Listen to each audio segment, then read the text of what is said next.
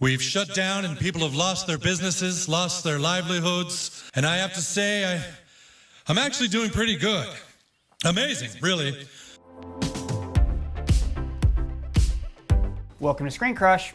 I'm Ryan Airy. So let's talk about the South Park Pandemic Special and analyze exactly what it tells us about Randy Marsh. You'll find out everything you need to know. To understand the Pandemic Special, first let's examine the evolution of Randy Marsh, because in a lot of ways, it really explains the devolution of the American consumer. Over the years, Randy Marsh has slowly become the center of South Park. He's evolved from a parody of drunk dads. What do you want to do, huh?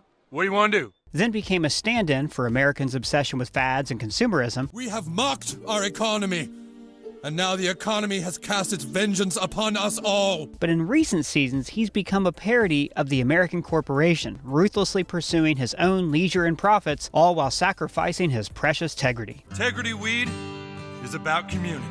In many ways, all of us, you, me, your mom, all of us are Randy Marsh. Part 1, America's Stepdad. If Tom Hanks is America's dad, then Randy Marsh is America's stepdad. He's the father figure who either tries too hard or not at all, and who we're always a little ashamed of. Oh, shit! By the way, I'm talking about your stepdad, not mine. Mike is great. Randy started off as a kind of parody of self-absorbed fathers. Oh, hey, Stan, could you grab me a beer? Randy just doesn't take an active interest in his kids' lives. I'm writing a song, Dad. Nobody cares about that! Come on, I've got big news! He often uses Stan's hobbies as a springboard into his own obsessions. In The Losing Edge, Stan and friends are trapped in a never-ending Little League season. They hate playing baseball, but because they keep winning, they're forced to keep playing in tournament after tournament. I don't suppose you guys want to win this game. Win? Why the hell would we want to win? But of course, Randy is oblivious to this because Stan's Little League games have opened up a new hobby for him, the trash-talking dad. Come on, let's go! I'm right here! At first, Randy gets drunk because it's fun, but soon he sees drunk fighting as an obligation to himself and to the sport. I worked hard, believed in myself, and now I'm gonna be fighting in the state championship game. But the storyline actually shows Randy's struggle for validation. Like most of us, he's not an exceptional person, so he struggles to stand out in extraordinary ways. Like many blue-collar workers, he feels overlooked, underappreciated, and is trying to find a way to stand out. In TMI, he lobbies to lower the National Penis Size Index so he can have above-average junk. You don't just go around changing math!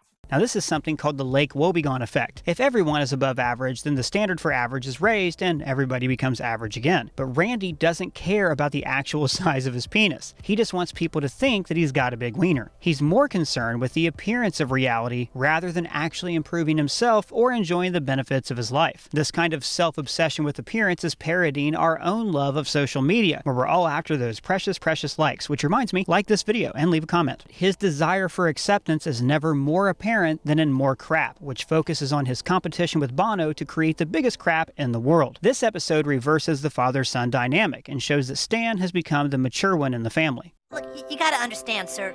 My dad's never won an award for anything. Ever. He doesn't have one single trophy. Just like in our own lives, we see what celebrities have and we think, I want to go to there.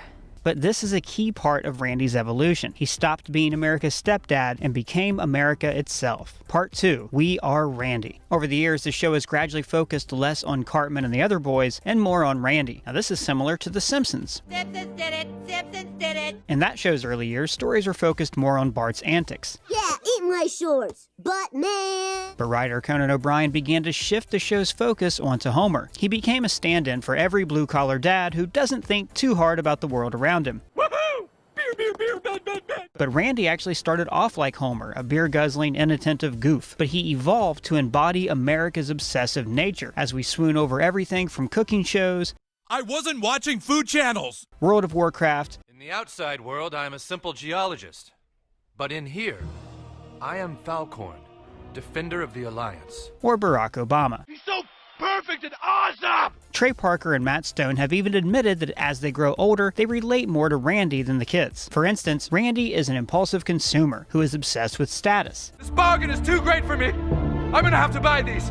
Here, take the keys and go on! Consumers are often made to feel like we must buy something simply because it's cheap, without actually questioning whether or not we need the thing in question. Randy is the human embodiment of FOMO, the fear of missing out. This is a marketing technique used to make consumers feel anxious about their possessions, their habits, and their lives. If someone else has a margarita mixer, then you have to run out and get a better margarita mixer for yourself. And the idiots couldn't see that by doing all this frivolous spending, they were mocking the economy. FOMO is rooted in social anxiety, and Randy is obsessed with his social status. It's like Randy is constantly having a midlife crisis. He's terrified of getting older, so to stay young, he latches on to every new fad, or he tries to. He's a fanatic Obama supporter, but his support has nothing to do with Obama's policies. He just wants to be part of a popular movement. I mean, his vote was definitely up for grabs. I knew I should have voted for McCain!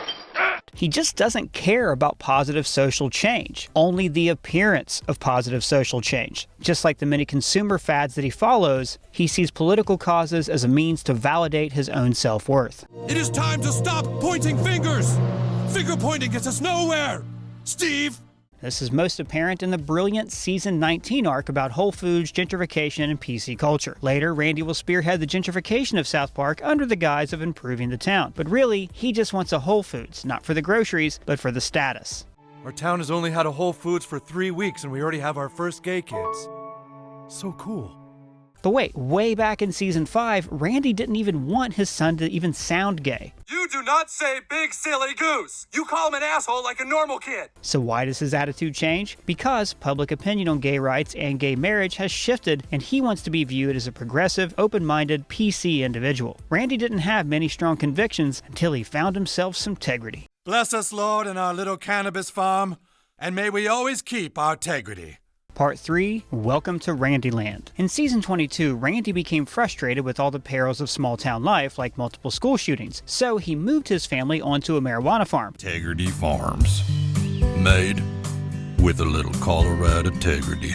This storyline started off as a spoof of how stoners claim the moral high ground about smoking marijuana, when smoking pot is actually about feeling good and making money, and that's the very essence of consumerism. So, while Randy prides himself on being better than the system, he's actually a part of it. In this way, Tegridy Farms represents the South Park TV show. The show often takes the moral high ground. You see, I learned something today. It's critical of consumerism, I can have all the bargains to myself. but is owned by a corporation that gets horny over profits. Even though Randy's moral high ground is rooted in being a small business, soon he becomes horny for profits as well. Slowly, he begins to place profits over Tegridy. After a visit from Big Goo, I'm a goo man. he begins to make plant-based food. Originally, Randy gained the high ground by claiming that he offered an all-natural experience for consuming marijuana, but plant goo is anything but natural. Goo Man is a parody of Daniel Plainview from There Will Be Blood. Ladies and gentlemen, if I say I'm an oil man, you will agree. In that film, Plainview strips a small town of its oil and corrupts a local pastor, Eli Sunday. In the same way, the Goo Man corrupts Randy and sends him on a cow-killing rampage.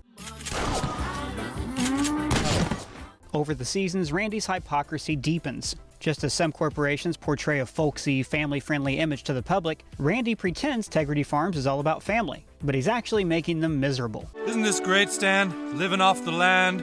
No, it sucks. He also goes from standing up to Amazon You see, integrity's something that can't be understood by big corporations. to using them to sell his merch. Stan, they're available on Amazon starting Friday, so you could really help promote the family business while I'm gone. But Randy's true loss of Tegridy came in one of the all-time best South Park episodes, Banned in China. Randy, along with mega corporations like the NBA and Disney, is trying to expand his market into China. To do this, he's willing to overlook the many human rights violations the Chinese government commits, just like we do when we use our precious iPhones made in factories under slavery-like conditions. Randy opens up the Chinese market and sacrifices the remainder of his Tegridy when he strangles Winnie the Pooh. So remember, if you're watching this video on a smartphone, you are murdering Pooh Bear. Oh, bother. And that brings us to the pandemic special. An all-new hybrid of our best weed sold at nearly 10% off our usual price. While South Park is suffering from the pandemic, Randy is making bank by offering a product that offers some distraction. This, of course, is Trey Parker and Matt Stone making a commentary on themselves. They're calling out their own attempt to profit off of human suffering. People are hurting.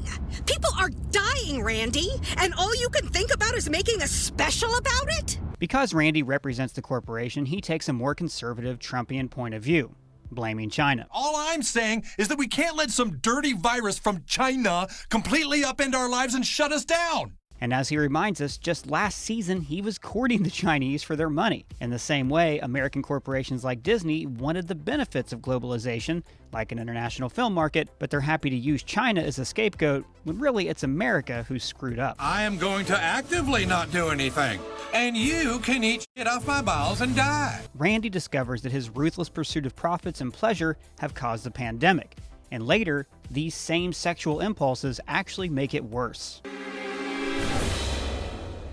Randy's attempt to fix the problem without scientific expertise is also pointing the finger at us, and all the people on your Facebook who barely graduated from high school but now think they're amateur epidemiologists. Trey Parker and Matt Stone are basically saying that we're all just scared and whacking off into a jar of weed. His pandemic special actually ends up prolonging the pandemic and making it worse. I've enjoyed a little of the pandemic special.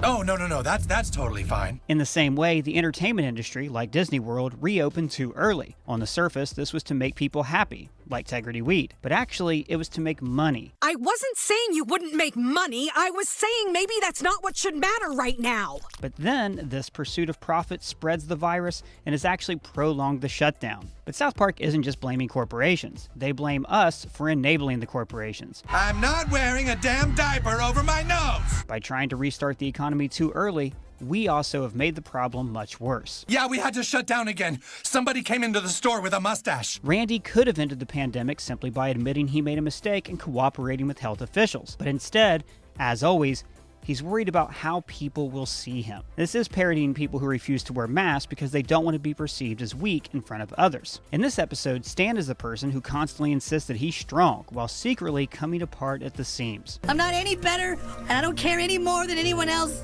And I did all this because I just want my life back. Like Stan, Randy does arrive at a moment of clarity by the end of the episode. I'm not as strong as you are, Sharon.